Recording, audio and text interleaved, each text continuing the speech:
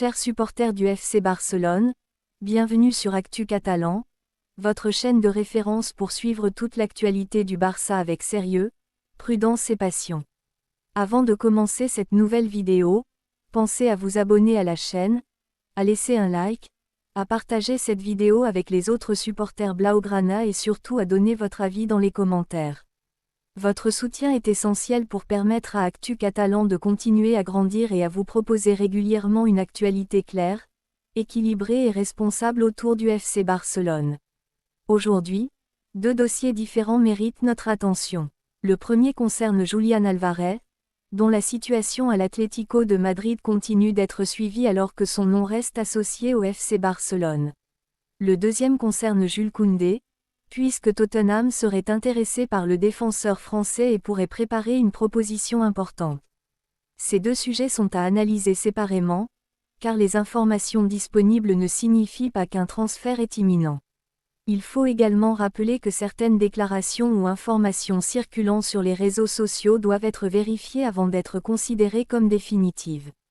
Dans cette vidéo, nous allons donc revenir sur la situation d'Álvarez, la position attribuée à Diego Simeone, l'intérêt supposé de Tottenham pour Koundé et les conséquences que ces deux dossiers pourraient avoir sur le projet du Barça. Commençons par Julián Álvarez, un joueur dont le nom revient régulièrement dans l'actualité du FC Barcelone depuis plusieurs semaines. L'attaquant argentin est présenté comme un profil qui pourrait intéresser la direction catalane, mais son avenir reste avant tout lié à sa situation avec l'Atlético de Madrid. Les informations qui circulent évoquent une volonté du joueur de réfléchir à son avenir et l'existence d'un intérêt pour le projet barcelonais.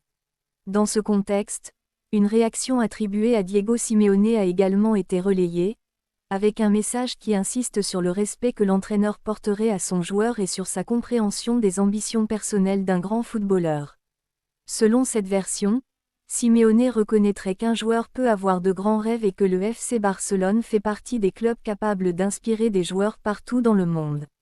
Mais cette attitude compréhensive ne doit pas être interprétée comme une confirmation du départ de Julián Álvarez. Un entraîneur peut parfaitement comprendre les ambitions d'un joueur tout en souhaitant continuer à compter sur lui. C'est précisément cette distinction qui doit être conservée lorsqu'on analyse la situation actuelle. La relation entre Julián Álvarez et l'Atlético de Madrid représente donc un élément central dans ce dossier. L'Argentin est un joueur important pour l'équipe de Diego Simeone et son départ pourrait obliger le club madrilène à revoir une partie de ses plans offensifs. Pour cette raison, l'Atlético pourrait chercher à maintenir le dialogue avec son attaquant et à comprendre exactement ses intentions avant de prendre une décision. Si Álvarez souhaite réellement explorer une nouvelle possibilité, le club devra alors évaluer les conséquences sportives et financières d'un éventuel transfert. De son côté, Simeone doit préparer une nouvelle saison et ne peut pas simplement partir du principe que son attaquant quittera le club. Il doit continuer à travailler avec lui et maintenir une relation professionnelle positive. Une déclaration de respect ou de soutien peut donc simplement être une manière de gérer la situation avec calme. Pour le FC Barcelone, cette situation est intéressante, mais elle ne signifie pas encore que les conditions nécessaires à un transfert sont réunies. Il faudrait notamment connaître la position définitive de l'Atlético, les intentions précises du joueur et la capacité du Barça à proposer une opération acceptable pour toutes les parties. Sur le plan sportif, il est facile de comprendre pourquoi le nom de Julián Álvarez peut intéresser le FC Barcelone. L'attaquant argentin possède une grande mobilité, une excellente capacité à participer au mouvement collectif et une expérience importante des compétitions de haut niveau. Il peut évoluer comme avant-centre, mais il est également capable de se déplacer dans différentes zones offensives et de participer à la construction des actions. Dans le système de Hansi Flick, cette polyvalence peut représenter une qualité intéressante. Le Barça cherche généralement des joueurs capables de comprendre rapidement les mouvements offensifs, de participer au pressing et de créer des espaces pour leurs partenaires. Álvarez possède plusieurs caractéristiques qui peuvent correspondre à ce type d'exigence. Mais l'intérêt sportif ne suffit pas pour réaliser un transfert.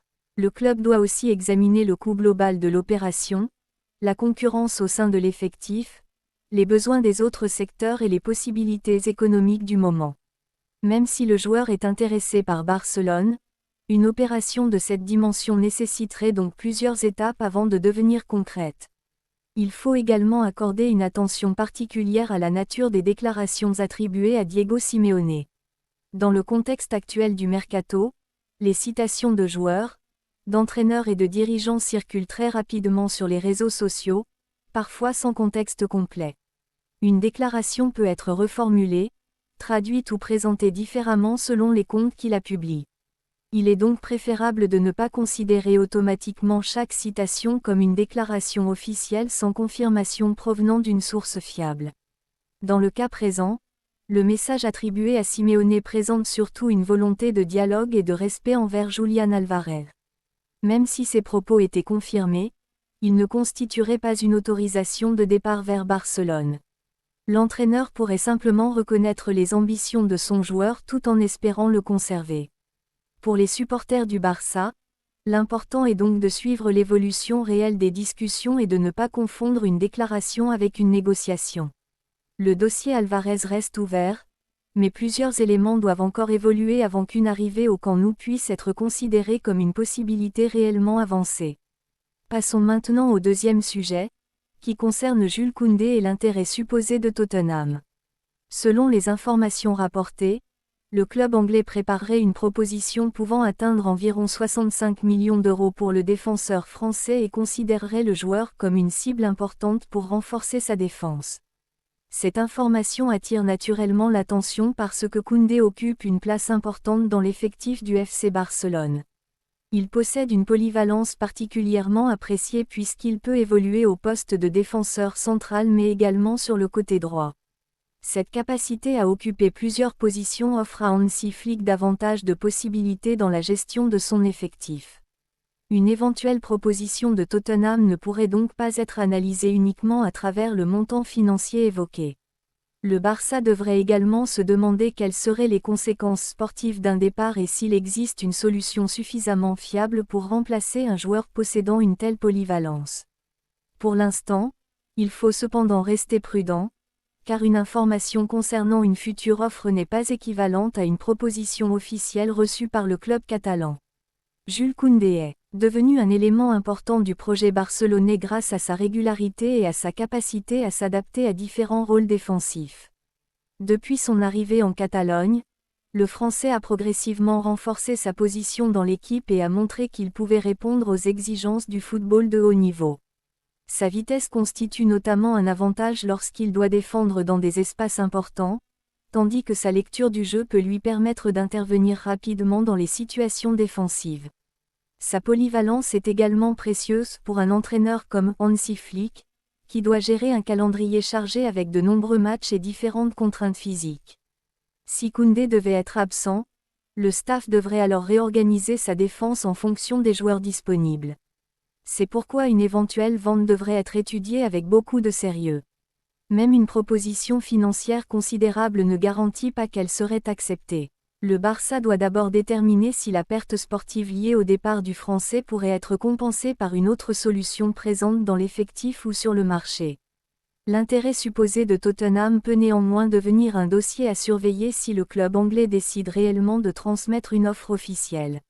Une proposition autour de 65 millions d'euros représenterait évidemment une somme importante, mais la valeur sportive de Koundé pour le Barça doit également être prise en compte. Dans un mercato, un montant élevé peut sembler intéressant à première vue, mais vendre un titulaire oblige ensuite à financer son remplacement. Le coût réel de l'opération ne correspond donc pas seulement à l'argent reçu par le club.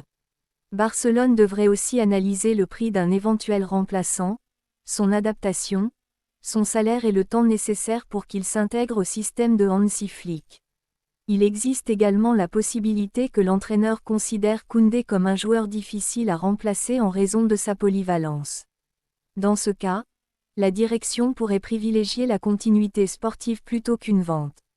Pour le moment, aucune décision officielle n'est annoncée et il faut donc attendre de voir si Tottenham passe réellement de l'intérêt à une démarche concrète auprès du FC Barcelone. Les dossiers Julián Álvarez et Jules Koundé montrent finalement que le mercato du Barça peut évoluer dans plusieurs directions en même temps. D'un côté, Barcelone peut chercher à renforcer son attaque et étudier la possibilité d'attirer un joueur du niveau d'Alvarez.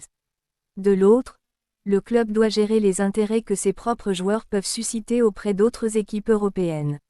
Cette situation oblige la direction sportive à avoir une vision globale de l'effectif.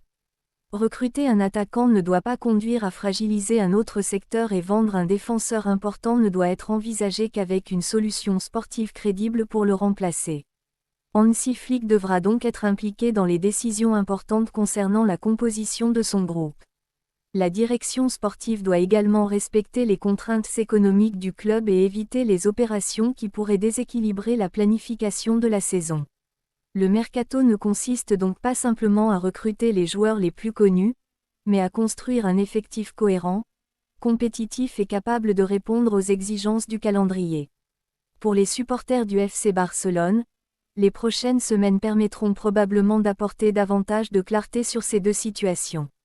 Concernant Julián Álvarez, il faudra notamment observer l'évolution de ses discussions avec l'Atlético et la position que prendra réellement le club madrilène concernant son avenir. Il faudra également savoir si Barcelone souhaite transformer son intérêt en démarche concrète et dans quelles conditions une éventuelle opération pourrait être envisagée. Concernant Jules Koundé, l'attention se portera surtout sur Tottenham et sur la possibilité d'une offre officielle. Si une proposition arrive réellement, le Barça devra alors analyser ses avantages et ses conséquences avant de prendre une décision. Pour le moment, aucune des deux situations ne doit être présentée comme réglée. Le dossier Álvarez reste dépendant de plusieurs acteurs, tandis que l'intérêt supposé de Tottenham pour Koundé doit encore être confirmé par une démarche officielle. La prudence reste donc nécessaire pour comprendre correctement les évolutions du mercato sans présenter des informations non confirmées comme des faits définitifs. En conclusion, Julián Álvarez et Jules Koundé sont au centre de deux dossiers qui méritent d'être suivis avec attention autour du FC Barcelone. Concernant Álvarez, la réaction attribuée à Diego Simeone insiste sur le respect envers le joueur et sur la volonté de maintenir un dialogue calme, mais elle ne constitue pas une confirmation d'un départ vers le Barça.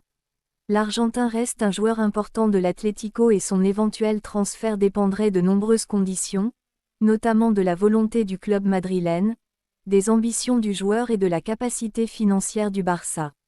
Concernant Koundé, Tottenham serait intéressé et pourrait préparer une offre autour de 65 millions d'euros, mais cette proposition doit encore être confirmée avant de pouvoir parler de négociations concrètes.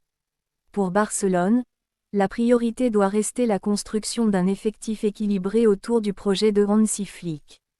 Actu Catalan continuera donc à suivre ces deux dossiers avec sérieux, sans exagération et sans présenter les rumeurs comme des certitudes.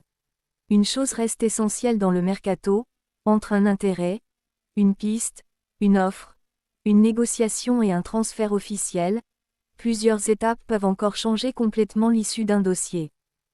Yeah.